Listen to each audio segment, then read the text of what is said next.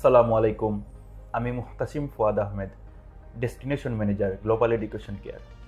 আজকে আমাদের সাথে আছেন আনাস ইব্রাহিম রাফি ভাইয়া, যিনি রিসেন্টলি কানাডায় স্টাডি পারমিট পেয়েছেন। তো আমরা আজকে একটি ইনফরমেশন সেশন আয়োজন করেছি ভাইয়ার কাছ থেকে ওনার অভিজ্ঞতা শোনার জন্য এবং ফিউচার প্রসপেক্ট ফর সম্পর্কে জানার জন্য। তো ভাইয়া, আপনি কেমন আছেন? আসসালামু আলাইকুম, আমার নাম আনাস ইব্রাহিম রাফি। আলহামদুলিল্লাহ, আমি ভালো আছি। আচ্ছা, এখন প্রথমত আমি আপনার কাছে জানতে চাই যে আপনার যে একাডেমিক ব্যাকগ্রাউন্ড সম্পর্কে যদি আমাদেরকে বলতেন, তাহলে আমাদের দর্শকদের জন্য একটু ভালো হতো। জি অবশ্যই। আমি 2021-এ এইচএসসি দিয়েছি Jalalabad cantonment public school and college থেকে। আমার এসএসসি রেজাল্ট ছিল 5 এবং এইচএসসি রেজাল্টও ছিল 5। ওকে, আপনি ভালো রেজাল্ট করেছেন। আমরা সবাই এ নিয়ে আমরা দেখেছি আপনার প্রোফাইলে, আমরা প্রথম থেকে আশাবাদী ছিলাম আপনি ভিসা প্রাপ্ত হবেন। তো আপনার আইএলটিএস স্কোর নিয়ে যদি একটু বলতেন। আমার আইএলটিএস স্কোর ছিল 6, নো ব্যান্ড লেস দেন 5.5 ছিল। আচ্ছা, তাহলে আপনি একটি স্ট্যান্ডার্ড রেজাল্ট করেছেন এবং আপনি যেহেতু ভিসা পেয়েছেন, তো আমরা আশাবাদী যে এই রেজাল্টটি কানাডায় আমরা স্টাডি পারমিটের জন্য এলিজিবল অবশ্যই, ইনশাআল্লাহ। এখন আমি আপনার কাছে জানতে চাবো যে আপনি যে আমাদের অফিসে আসলেন গ্লোবাল এডুকেশন কেয়ার, আর যে আমি সবার অবগতির জন্য বলি যে উনার প্রসেসিং আসলে স্ট্যান্ডার্ড যে প্রসেসিং টাইমের চেয়ে অনেকটা একটু বেশি সময় লেগেছে, কারণ রিসেন্টলি আপনার প্রসেসিং টাইম একটু ব্যাকলগের কারণে বেড়ে গিয়েছে। তো আপনি আমাদের অফিসে প্রথম যে এসেছিলেন কার মাধ্যমে বা কার রেফারেন্সে যদি একটু বলতেন।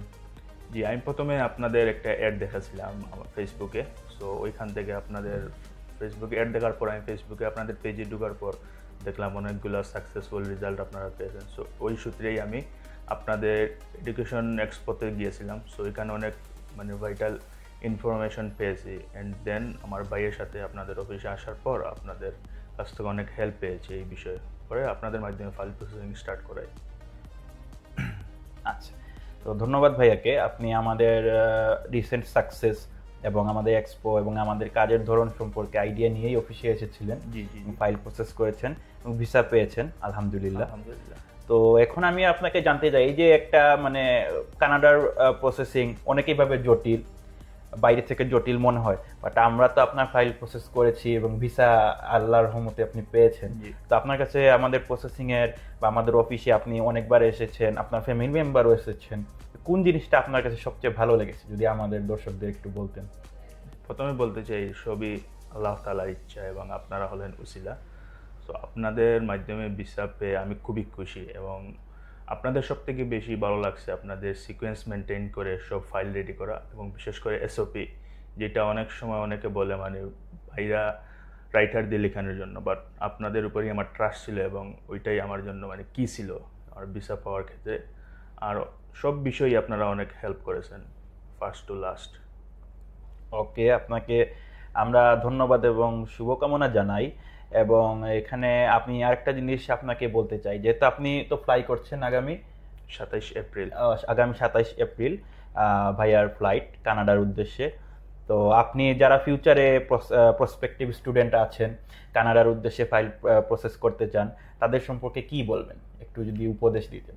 ফার্স্ট আমার অ্যাডভাইস হলো সবাই বেশি বেশি করে নামাজ পড়বেন এবং আল্লাহর কাছে বলবেন যে আপনাদের কি প্রয়োজন, তো আল্লাহ ওই অনুযায়ী আপনাকেই সাহায্য করবে।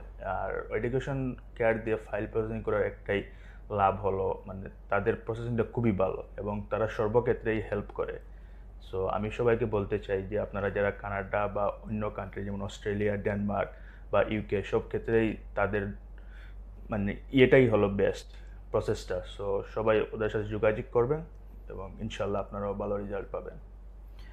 ওকে, আমরা খুবই আনন্দিত আনাস ইব্রাহিম রাফি ভাইয়ের এই ভিসা প্রাপ্তির খবরে, এবং আগামী 27 তারিখ উনি কানাডার উদ্দেশ্যে ফ্লাই করবেন।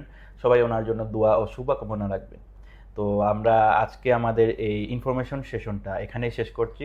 সবাইকে অসংখ্য ধন্যবাদ আমাদের এই সেশনটি উপভোগ করার জন্য। আসসালামু আলাইকুম।